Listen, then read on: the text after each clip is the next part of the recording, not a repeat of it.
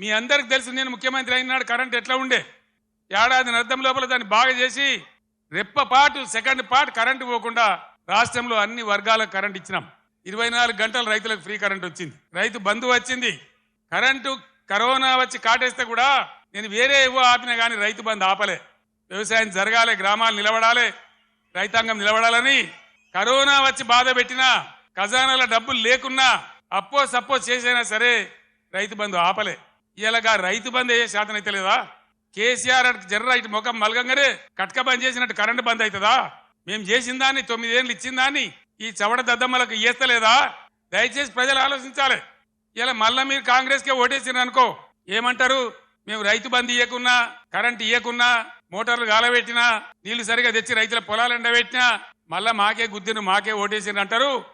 6 గ్యారెంటీలు 3 గ్యారెంటీలు అన్నిటికన్నిటికీ ఎగనామం పెడతారు ఇది కాంగ్రెస్ చరిత్ర మీరు చూసిందే